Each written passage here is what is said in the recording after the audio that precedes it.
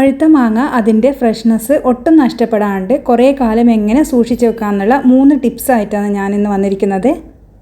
അപ്പോൾ മാങ്ങേൻ്റെ സീസണിൽ ഇങ്ങനെ ഒരുപാട് മാങ്ങയൊക്കെ കിട്ടുന്ന സമയത്ത് നമ്മൾ ഇതുപോലെ ചെയ്ത് വെച്ച് കഴിഞ്ഞാൽ സീസൺ കഴിഞ്ഞാലും നമുക്ക് നല്ല ഫ്രഷ് ആയിട്ട് തന്നെ മാങ്ങ കഴിക്കാൻ പറ്റും. അപ്പോൾ ഇങ്ങനെയൊക്കെ സൂക്ഷിച്ച് വെച്ച് കഴിഞ്ഞാൽ നമുക്ക് മാമ്പഴ പുളിശ്ശേരിയും അതായത് മാമ്പഴം വെച്ചിട്ട് കറിയും ഒക്കെ ഉണ്ടാക്കാം. അതുപോലെ തന്നെ നമുക്ക് മാങ്ങ വെച്ചിട്ട് ജ്യൂസും സ്ക്വാഷും ഒക്കെ ഉണ്ടാക്കിയെടുക്കാൻ പറ്റും.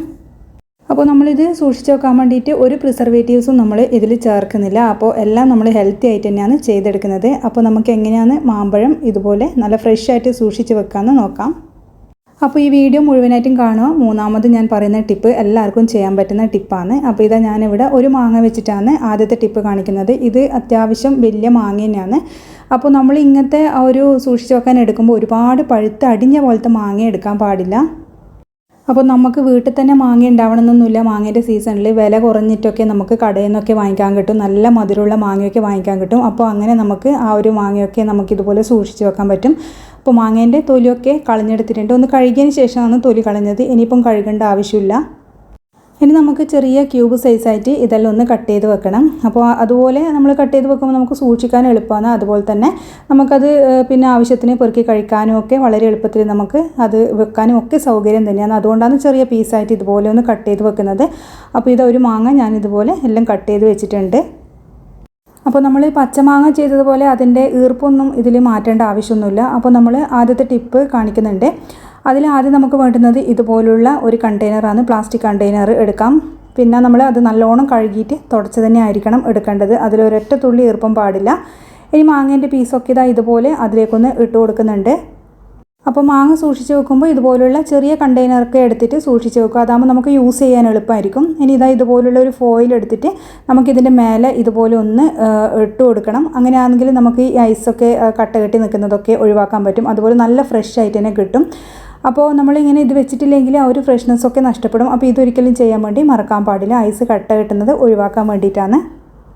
അപ്പോൾ ഇനിയിപ്പോൾ ഇത് നമുക്ക് ഫ്രിഡ്ജിൽ ഫ്രീസറിൽ സൂക്ഷിച്ച് വെക്കാം. അപ്പോൾ ഇത് മാസങ്ങളല്ല വർഷങ്ങൾ വരെ നമുക്കിത് നല്ല ഫ്രഷ് ആയിട്ട് തന്നെ എടുക്കാൻ പറ്റും. അപ്പോൾ മാങ്ങ വെച്ചിട്ട് ഇതുപോലെ കുറച്ച് സമയം പുറത്തെടുത്ത് വെച്ച് കഴിഞ്ഞ് കഴിഞ്ഞാൽ അതിൻ്റെ ആ ഒരു തണുപ്പൊക്കെ മാറിയിട്ട് വേണ്ടുന്ന റെസിപ്പീസൊക്കെ നമുക്ക് ഉണ്ടാക്കാം. ഇനിയിപ്പോൾ ഞാൻ കാണിക്കുന്നത് ആ ഒരു കണ്ടെയ്നർ പ്ലാസ്റ്റിക് കണ്ടെയ്നറിലല്ലെങ്കിൽ ഇതാ ഇതുപോലുള്ള സിപ്ലോക്ക് കവർ നിങ്ങൾക്ക് യൂസ് ചെയ്യാം. അതിലും ഇതുപോലെ നമുക്ക് വെച്ചാൽ മതി.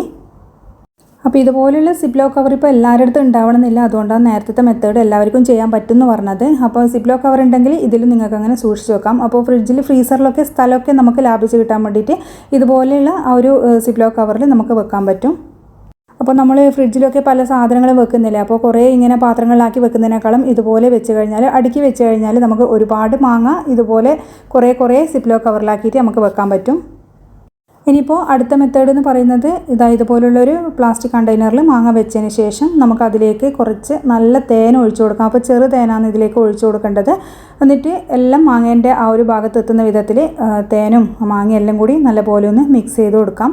എന്നിട്ട് നമ്മൾ നേരത്തെ ചെയ്തതുപോലെ തന്നെ നമ്മൾ ഒരു ഫോയിൽ എടുത്തിട്ട് ഇതിൻ്റെ മേലെ ഒന്ന് മൂടിയിട്ട് നമുക്ക് ഫ്രീസറിൽ വെക്കാം. അപ്പോൾ ഫോയിൽ നേരത്തെ പറഞ്ഞ പോലെ ഒന്ന് ഇത് അടക്കാൻ വേണ്ടിയിട്ട് വെക്കാൻ മറക്കരുത്. കാരണം എന്ന് പറഞ്ഞു കഴിഞ്ഞാൽ അല്ലെങ്കിൽ ഐസിൻ്റെ കട്ട ഇതിൻ്റെ മേലെ ഉണ്ടാകും. അപ്പോൾ ആ മാങ്ങേൻ്റെ ആ ഒരു നമ്മൾ എന്താ പറയണ്ടേ ആ ഫ്രഷ്നെസ് അങ്ങ് നഷ്ടപ്പെട്ടു. അതുകൊണ്ടാണ് അങ്ങനെ പറയുന്നത്. അതൊരിക്കലും മറക്കാൻ പാടില്ല. അപ്പോൾ ഇതുപോലെ വെച്ചിട്ട് നമുക്ക് ഫ്രീസറിൽ കുറേ കാലം സൂക്ഷിച്ച് വെക്കാൻ പറ്റും.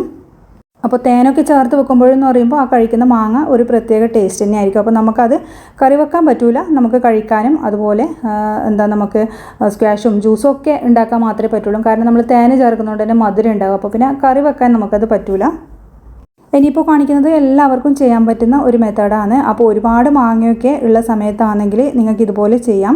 അപ്പോൾ ഒരു 3-4 മാസമൊക്കെ നിൽക്കും. പറ്റുമെങ്കിൽ നല്ല വിധത്തിൽ സൂക്ഷിച്ച് കഴിഞ്ഞാൽ കൊല്ലങ്ങളോളം ഇത് നിൽക്കുകയും ചെയ്യും. അപ്പോൾ ഇതിന് വേണ്ടിയിട്ട് നമ്മൾ നേരത്തെ പറഞ്ഞ പോലെ തന്നെ അധികം പഴുക്കാത്ത മാങ്ങയാണ് എടുക്കേണ്ടത്. അപ്പോൾ അധികം പഴുക്കാത്തതെന്ന് പറഞ്ഞാൽ മധുരം ഉണ്ടാകുകയും ചെയ്യും, എന്നാൽ കഴിക്കാൻ നമുക്ക് നല്ല ടേസ്റ്റ് ഉണ്ടാവും. ആ ഒരു തരത്തിലുള്ള മാങ്ങയാണ് എടുക്കേണ്ടത്. പിന്നെ നമ്മളിതാ ഇതുപോലുള്ള ഒരു ബൗളിൽ കുറച്ച് നല്ല തിളപ്പിച്ചാറിയ വെള്ളം എടുക്കുന്നുണ്ട്.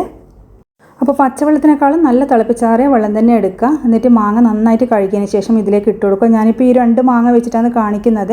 നിങ്ങൾക്ക് വലിയ ഭരണി എടുക്കാം. അതുപോലെ തന്നെ ചില്ലിൻ്റെ കുപ്പിയുള്ള ഏതെങ്കിലും വലിയ പാത്രം എടുത്തിട്ട് ഒരുപാട് മാങ്ങ ഇട്ട് വെക്കാം. പിന്നെ നമുക്ക് കല്ലുപ്പ് തന്നെ ഇതിലേക്ക് ഇട്ട് കൊടുക്കണം. അതും കൂടി ഇട്ടതിന് ശേഷം നല്ലപോലെ ഒന്ന് നമുക്ക് മിക്സ് ചെയ്ത് കൊടുക്കാം. അപ്പോൾ ഞാൻ ഈ സ്റ്റീലിൻ്റെ പാത്രത്തിൽ കാണിക്കുന്നതേ ഉള്ളൂ. വലിയ ഭരണി എൻ്റെ അടുത്ത് ഇല്ലാത്തത് കൊണ്ടാണ്. അപ്പോൾ സ്റ്റീലിൻ്റെ പാത്രത്തിൽ ഇട്ടിട്ട് നമുക്കിത് സൂക്ഷിച്ച് വെക്കാം. പിന്നെ കുറേ കാലം കഴിയുമ്പോൾ ഏകദേശം ഒരു മാസമൊക്കെ കഴിയുമ്പോൾ ഈ വെള്ളം സ്റ്റീലിൻ്റെ പാത്രത്തിൽ നിന്നിട്ട് തുരുമ്പിക്കുന്നതായിട്ട് കണ്ടിട്ടുണ്ട്. അതുകൊണ്ട് ഇത് അധികം ഞാൻ പറയുന്നില്ല. അപ്പോൾ എൻ്റെ അടുത്ത് പാത്രം ആ ഭരണി ഇല്ലാത്തതുകൊണ്ട് ഞാനിത് കാണിക്കുന്നത് മാത്രമേ ഉള്ളൂ. അപ്പോൾ ഇങ്ങനെ നല്ലപോലെ മിക്സ് ചെയ്തതിന് ശേഷം മാങ്ങ എന്തായാലും ആ വെള്ളത്തിൽ തന്നെ മുങ്ങാൻ പാകത്തിന് വെള്ളം വേണം കേട്ടോ. അതെന്തായാലും ശ്രദ്ധിക്കണം. എന്നിട്ട് ഇത് ഇതുപോലെ മൂടിയിട്ടിട്ട് വെക്കുക. ഇപ്പോൾ ഞാൻ ഭരണിയാന്ന് പറഞ്ഞപ്പോൾ ഭരണിയിൽ ഒന്ന് മൂടി വെച്ചാൽ മതി. അപ്പോൾ എല്ലാവരും ഇതുപോലെ നിങ്ങൾക്ക് പറ്റുന്ന വിധത്തിലുള്ള ഏതെങ്കിലും ഒരു ടിപ്പ് ചെയ്തിട്ട് മാങ്ങ ഒന്ന് സൂക്ഷിച്ച് വെക്കുക. എല്ലാവർക്കും ഉപകാരമാവുന്നൊരു വീഡിയോ ആണിത്. വീഡിയോ ഇഷ്ടമായാലും ലൈക്ക് ചെയ്യാനും ഷെയർ ചെയ്യാനും അതുപോലെ സബ്സ്ക്രൈബ് ചെയ്യാനും മറക്കരുത്. Thank you for watching.